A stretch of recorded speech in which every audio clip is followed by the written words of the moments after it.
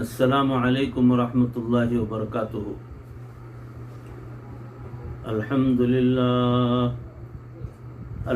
للہ وکفى وسلام علی عباده الذین اصطفى والتقى والعفاف والغنى، اما بعد فقد قال الله تبارك وتعالى في القرآن المجيد والفرقان الحميد، فأعوذ بالله من الشيطان الرجيم، بسم الله الرحمن الرحيم، قل إن كنتم تحبون الله فاتبعوني يحببكم الله، صدق الله مولانا العظيم، اللهم صل على سيدنا ومولانا محمد وبارك وسلم كما تحب وترضى عدد ما تحب وترضى۔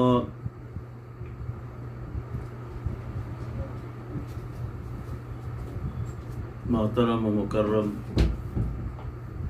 بھائیوں، عزیزوں، بزرگوں، دوستوں، معزز خواتین، ہماری ماں بہنوں، تصوف کے عنوان سے جو بیانات کا سلسلہ چل رہا ہے، اس میں موضوع چل رہا ہے غنیمت سمجھ کر زندگی کی بہار، یعنی زندگی کی بہار کی غنیمت کو سمجھو۔ تو اس موضوع پر انشاءاللہ سماعت فرمائیں کہ انسانی جسم ہمیں مستعار میں ملا ہے، یہ ہمارے پاس امانت ہے اللہ رب العزت کی، یہ ادھار کا مال ہے، اور ادھار کے مال کے بارے میں یہ عام دستور ہے کہ انسان اسے اچھی طرح استعمال کرتا ہے، تھوڑے وقت میں اس سے زیادہ فائدہ اٹھانے کی کوشش کرتا ہے، کیونکہ اس چیز کو کچھ وقت کے بعد اس کے مالک کے حوالے واپس کرنا پڑتا ہے۔ کوئی بھی مشین ہو، کوئی بھی جو ہے وہ سلائی کی مشین ہو، کہ کچھ بلب وغیرہ ہو یا کچھ بھی ہو، جب لیتا ہے قرض کے طور پر، میں استعمال کرنے کے لیے چاہتا ہوں، استعمال کر کے آپ کو واپس دے دوں گا، تو وہ جب دیتے ہیں تو ایک ہی وقت میں کچھ ذرا زیادہ کام اس سے نکال لیتا ہے، اور بعد میں فوراً قول کے مطابق وہ مشین وہ چیز جو ہے ان کو واپس کر دیتا ہے۔ تو اسے خیال یہ زیادہ رہتا ہے کہ میں ادھار لے رہا ہوں، اس لیے تھوڑے سے وقت میں زیادہ سے زیادہ کچھ کام کر کے رکھ لوں اپنے پاس میں۔ تو یہ جو ہے باقاعدہ انسان کی سوچ اور سمجھ ہوتی ہے۔ مثال کے طور پر اگر آپ ہمسایوں سے استری عاریتاً لیتے ہیں، یعنی کپڑوں کو پریس کرنے کے لیے استری، تو آپ کی کوشش ہوتی ہے کہ میں کم سے کم وقت میں زیادہ سے زیادہ کپڑے استری کر لوں، کہیں ایسا نہ ہو کہ وہ جلدی واپس لینے کے لیے آ جائیں۔ یہ جسم بھی ہمیں مستعار ملا ہے، یعنی قرضے کے طور پر ہی ملا ہے اللہ رب العزت کی جانب سے۔ اپنی موت سے پہلے اس سے فائدہ اٹھا لینے کے لیے انسان کوشاں رہتا ہے۔ مجاہدہ دین کے راستے میں مشاہدہ کا سبب بنتا ہے۔ اگر یہاں رہتے ہوئے آپ کے جسم کو مشقت ملے، آرام نہ ملے اور نیند پوری نہ ہو، بیانات میں بیٹھنے میں تکلیف ہو رہی ہو، تو گھبرانے کی ضرورت نہیں، کیونکہ اس جسم نے بڑے لطف اٹھائے ہیں، اس نے بہت ساری لذتیں پائی ہیں۔ ہمارا جسم بہت لطف اور مزے کے لمحات گزار چکا ہے۔ اگر اللہ رب العزت کے لیے اس کو کچھ تکلیف بھی اٹھانی پڑے تو پریشان ہونے کی ضرورت نہیں ہے۔ اللہ کے راستے میں نکل کر جو تکلیف بھی انسان کو پہنچتی ہے تو اس پر اس کے لیے نیکیاں لکھ دی جاتی ہیں۔ حضرت رابعہ بصریہ رحمۃ اللہ علیہا اللہ کی ایک نیک بندی تھی۔ وہ دن رات عبادت میں مشغول رہتی تھی۔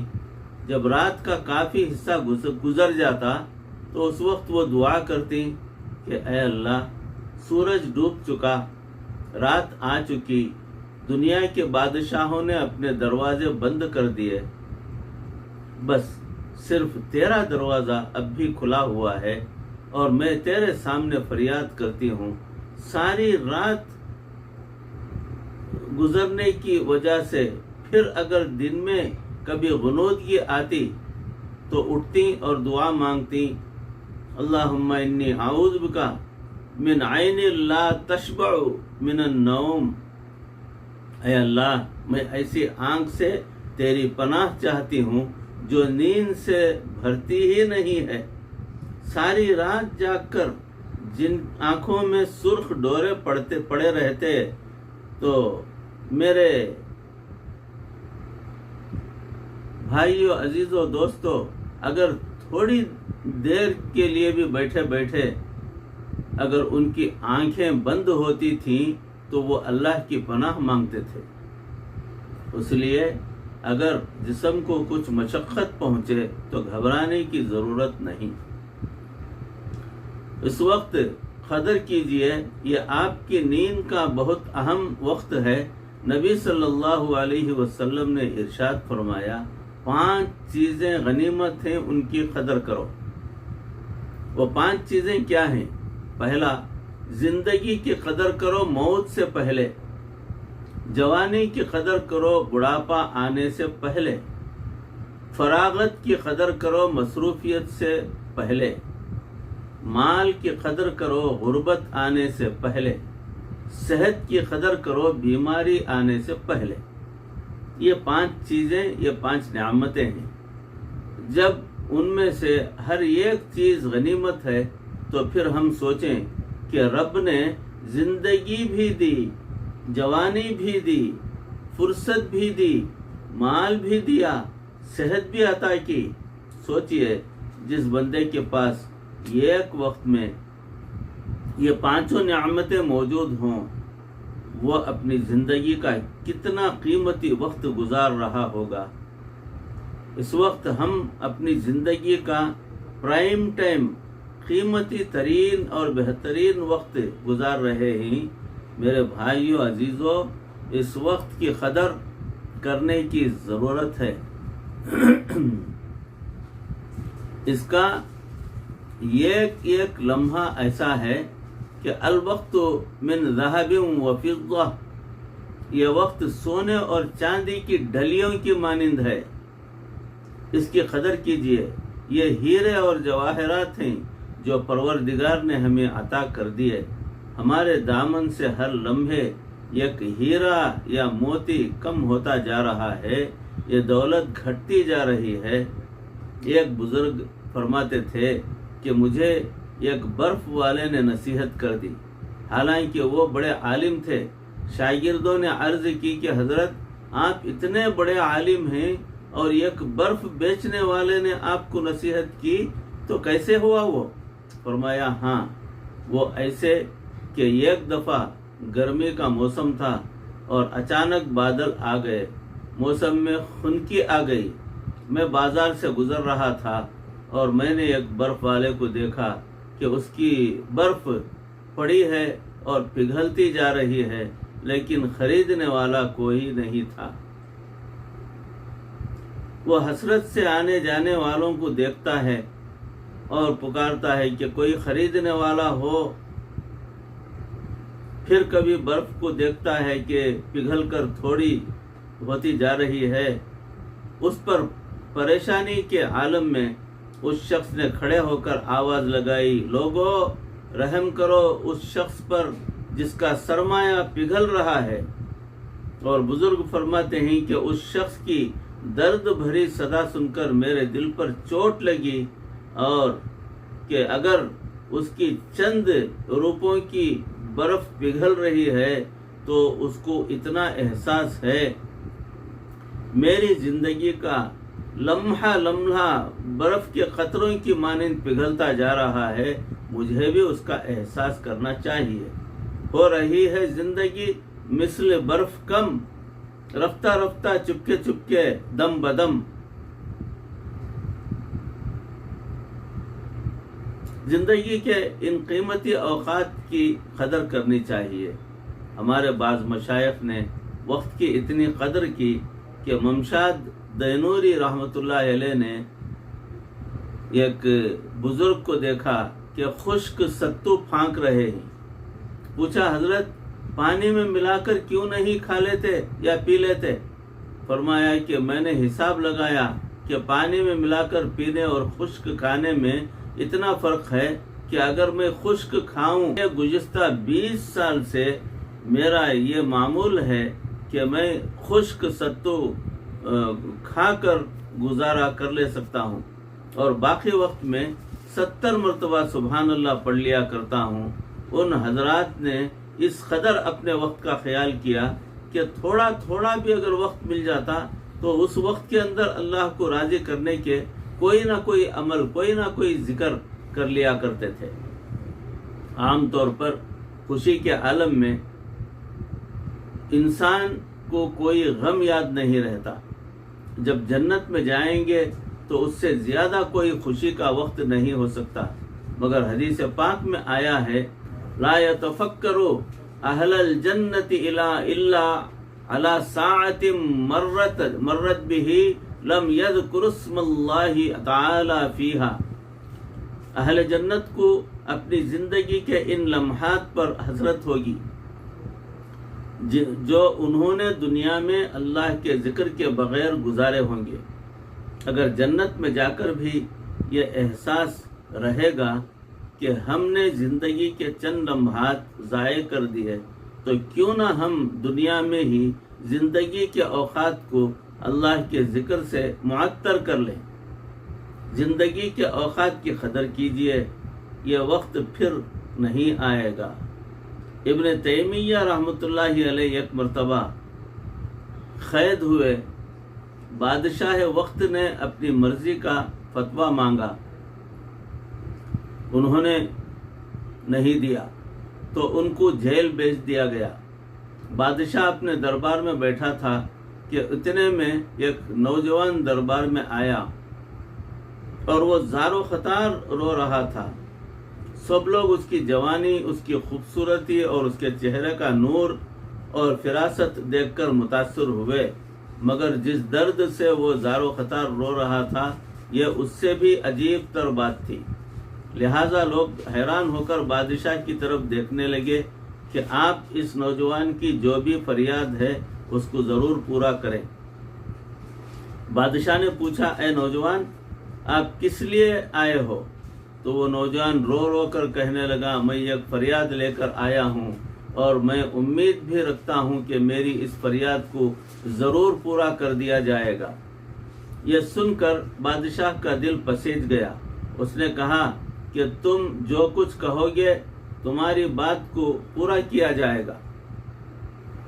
اس نوجوان نے کہا بادشاہ سلامت مجھے جیل بھیج دیجیے گا۔ بادشاہ حیران ہو گیا کہ لوگ تو جیل سے نکلنے کی فریاد لے کر آتے ہیں اور یہ جیل میں جانے کی فریاد لے کر آیا ہے۔ بادشاہ نے پوچھا تم یہ فریاد کیوں لے کر آئے ہو؟ وہ نوجوان کہنے لگا کہ جس استاد سے میں سبق پڑھتا تھا آپ نے ان کو قید کر دیا ہے، اب میرا سبق قضا ہو رہا ہے اور زندگی کا وقت ضائع ہو رہا ہے، آپ مجھ پر احسان فرمائیے، مجھے بھی قید میں ڈال دیں تاکہ میں اپنے استاد صاحب سے سبق تو پڑھ لیا کروں۔ جو لوگ زندگی کے اوقات کی قدر جانتے تھے وہ پھر اس طرح اپنے لمحات کی حفاظت کیا کرتے تھے۔ انہیں آزادی کے بجائے قید و بند کی صعوبتیں برداشت کرنا بھی آسان لگتا تھا۔ امام محمد رحمۃ اللہ علیہ کے بارے میں لکھا ہے کہ وہ کئی مرتبہ گھوڑے پر سوار ہو کر جا رہے ہوتے تھے، اور امام شافعی رحمۃ اللہ علیہ جو ان کے شاگرد تھے وہ ساتھ ساتھ پیدل چلتے اور بھاگتے، اور اس وقت میں وہ ان سے سبق بھی پڑھ لیا کرتے تھے. یعنی استاد سواری پر جا رہے ہیں گھوڑے پر، اور یہ شاگرد جو ہے گھوڑے کے ساتھ ساتھ بھاگتے جا رہے ہیں کہ وقت کم ہے کیونکہ کہیں پہنچنا ہے، اور شاگرد اس پیدل چلنے والے راستے میں بھی اپنے وقت کو ضائع نہیں کرتے تھے، بلکہ علم حاصل کرنے کا ذریعہ تلاش کرتے تھے اور بھاگتے تھے سواری کے ساتھ میں. استاد سواری پر بیٹھ کر ہی ویسے ہی سبق پڑھا دیا کرتے تھے. امام راضی رحمۃ اللہ علیہ فرمایا کرتے تھے کہ مجھے اس وقت پر افسوس ہے جو کھانے پینے پر لگ جاتا ہے، اور میں اس وقت علمی کام سے رک جاتا ہوں. ہمارے مشائخ اور علماء کو اپنے کھانے پینے کا اوقات پر بھی افسوس ہوتا تھا کہ وہ وقت علم کے بغیر کیوں گزر جاتا ہے. میرے بھائیوں، عزیزوں، دوستوں، جو وقت آپ یہاں لے کر آئے یہ غنیمت ہے. آپ اس کے ایک ایک لمحے کی قدر کیجئے، یا کہیں سنی باتوں کو سن کر اس پر عمل کرنے کی کوشش کیجئے. اللہ رب العزت اس عاجز کو بھی، آپ تمام کو بھی جو ہے ان باتوں پر، کہیں سنی باتوں پر عمل کرنے کی توفیق عطا فرمائے. اے اللہ، ہمارے دلوں کو دین کے لیے قبول فرما لیجئے. اے اللہ، ہمارے دلوں کی صفائی فرمائیے. اے اللہ، ہمارے دلوں کے اندر آپ کا نور بھر دیجئے. سرکار دو عالم صلی اللہ علیہ وسلم کی محبت ہمارے دلوں میں پیدا فرما دیجئے. اخلاص کی دولت عطا فرمائیے. پروردگار مرتے دم تک کسی کا محتاج نہ بنائیے. ایمان پر اور کلمہ والی موت پر ہمارا خاتمہ فرمائیے. ربنا تقبل منا انک انت السمیع العلیم وتب علینا انک انت التواب الرحیم. صلی وسلم علی حبیبک سیدنا و مولانا محمد و آلہ و اصحابہ اجمعین برحمتک یا ارحم الراحمین والحمد للہ رب العالمین. السلام علیکم ورحمۃ اللہ وبرکاتہ.